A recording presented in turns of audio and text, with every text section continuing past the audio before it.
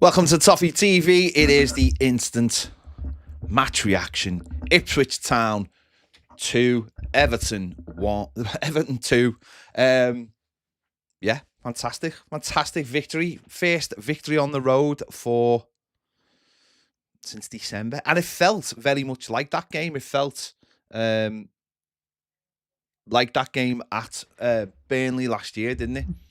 2 goals in the first half. Very, very comfortable in the second half. Got a little bit nervy because we didn't have that many players on the bench, to be honest. And we controlled the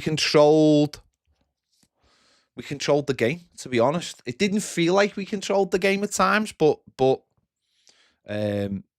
sorry, did I say Ipswich too? Sorry, I was checking all my instruments all at once, all my gear, and I got sidetracked by something.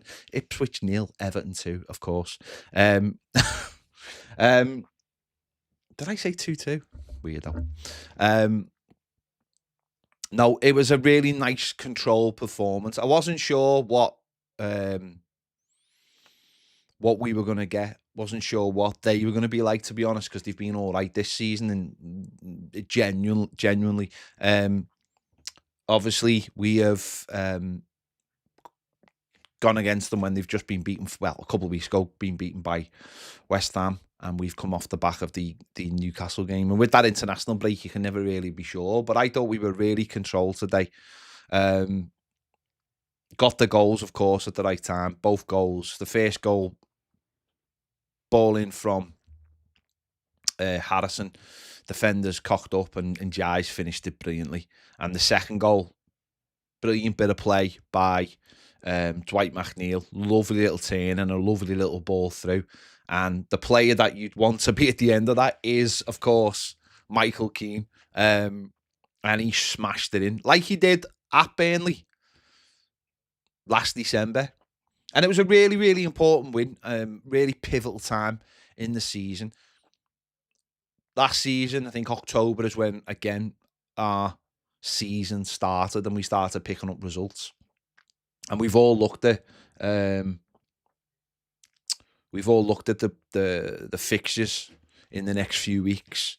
And we know that this is a time that we have to start really sort of getting those points on the board and getting ourselves a little bit higher up in the table to make ourselves a little bit comfortable. Because October and November, I think, when things start shaking themselves out a little bit, the teams who've been maybe promoted or the team that haven't been that good this season, you start to see what they're really made of. And, you know, Leicester got a win today, and they've got a couple back-to-back, and Southampton are not doing very well, and Ipswich now a couple of games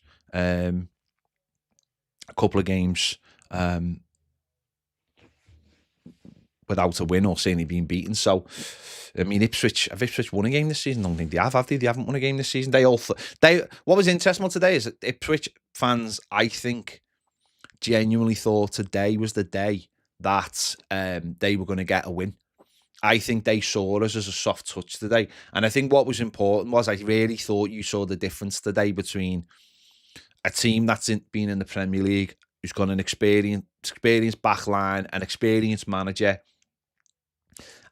And you look at the players, look at our players, and our players are still, they're still, the goalkeeper's an international player, the right back was an international player, the left back's an international player, both centre backs have both played for England, both midfielders are both currently playing international football.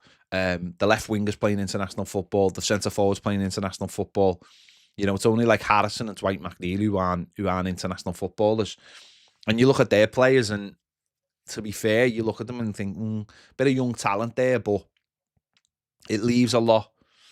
They are massively short, and then the players they bring off the bench are massively short.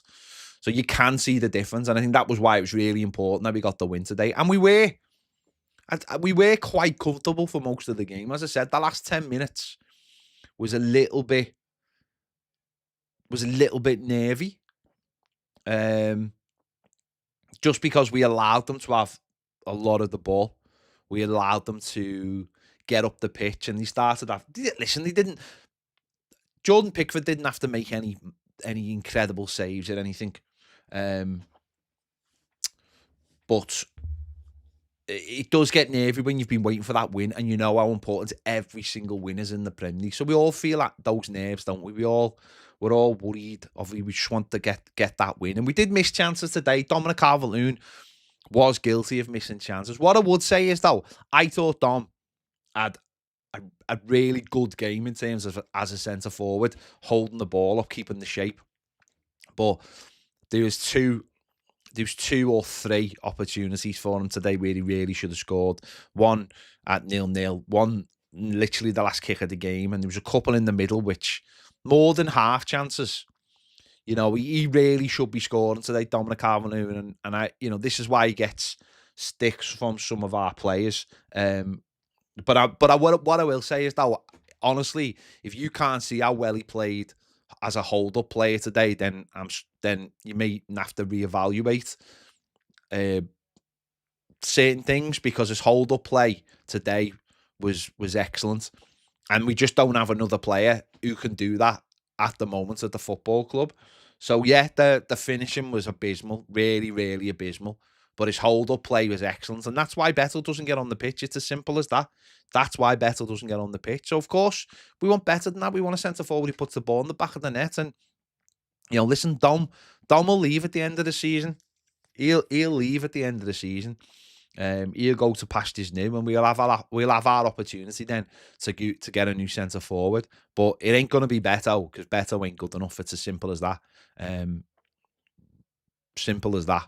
So we need somebody, obviously, who can do the job Dom's doing, because it's not an easy job playing up front on your own. It really isn't, especially when the opposition have got a lot of the ball. And to be fair, it wasn't, I think the possession-wise, I think it was 55-45 today, so it wasn't like they had loads more possession. But towards the end of the game, you do need that centre-forward, and I can fully understand why the manager doesn't even glance at Beto to come on. Now, that'll be different, I think, when Schmidt and Brozier are available. That's why the manager likes Brozier, because Beto just can't hold the shape.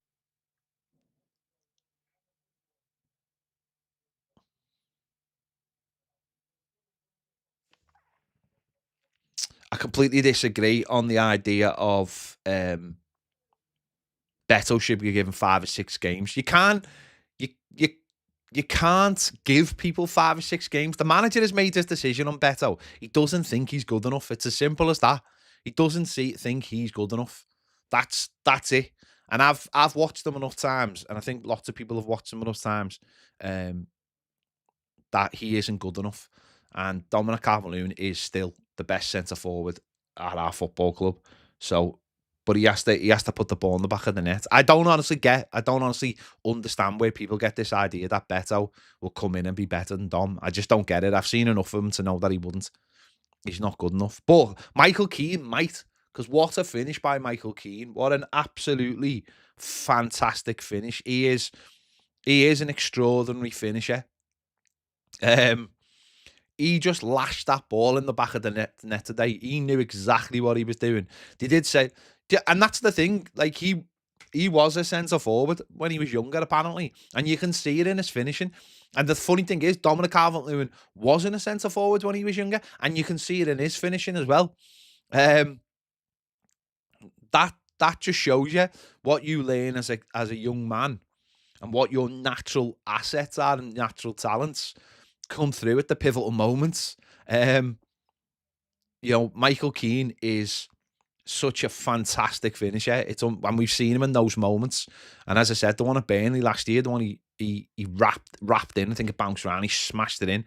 Today was much nicer. That's one of the finest Michael Keane finishes. Not maybe the best. The one against Spurs was probably well, you would say was the best. The lad can smash them in.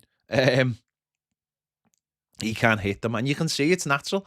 He doesn't. You see when he does the training videos. You see when he wraps them in the training videos. How good he is at finishing. So yeah, I'm just really happy with that. With those 3 points today, as I said, it's give us.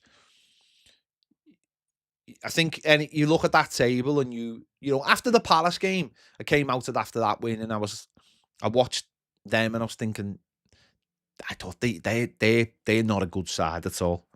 And then you look at Ipswich today, and you think they're not a good side. Southampton are struggling, and if Everton can keep just picking the points up, and as we said, I think don't talk ourselves down. There's no need to talk ourselves down. Of course, we've got tough games coming up, and next week's not going to be straightforward. But we're in a much better place, and having the play, the injuries are a setback, because of course we would have liked it, another sub maybe today. Mangala came on. He didn't do anything massively. It was you got to give away a foul. I would have liked to see maybe another one, but then it's like, what do you do? Do you put Seamus on at right back and move Ashley Young to left back, because Michalenko did look tired? But there was a few looking tired at the end, and I suppose sometimes it is just about digging in and getting the job done. And I suppose the manager can make subs and it goes wrong, and then he doesn't make subs and it can go wrong. Sometimes you can't win. If you're a football manager, I appreciate that. And I think you have to trust your players that you have on the bench, but then you have to trust the players who were also on the pitch. And the manager obviously trusted the players who were on the pitch more than he trusted the players going on. He obviously thought Ipswich were never going to score or weren't going to create chances. And the players dug in, to be fair to them. They dug in today. And we were quite comfortable. It's just a little bit, it just can be nervy as a fan, isn't it? It can be nervy, worrying about the situation. So we got over the line. We've got a home game next week now that we can look forward to a bit more. And as I said, if we can keep picking up those points, and it's a game where Jared Brandthwaite hasn't been involved, so that's hopefully another week for him to get fit. You've got the likes of Patterson and Seamus Coleman. Although I did think the whole of the back four done well today. I was a bit worried about Taki early on. He looked like it looked like that back was troubling him a little bit.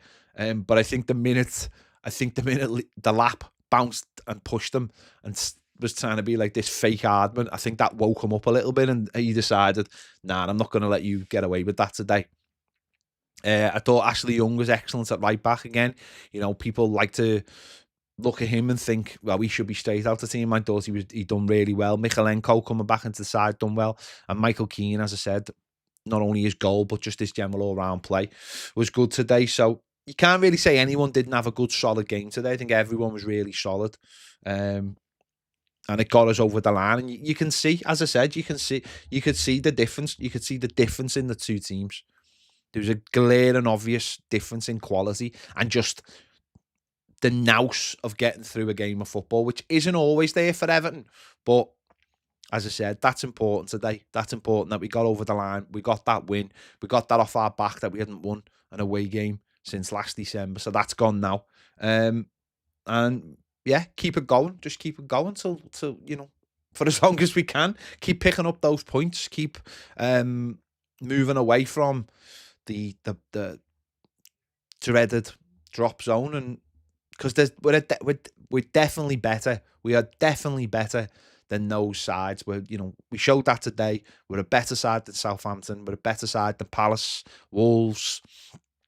So let's just keep it going. And try and talk ourselves up a little bit. That's all we can do, isn't it? That's all we can do. There you go. Right. I'll be back in a little bit to do my play ratings. Baz will be doing his videos as well, so make sure you stick around for them. Thanks for watching. See you in a bit.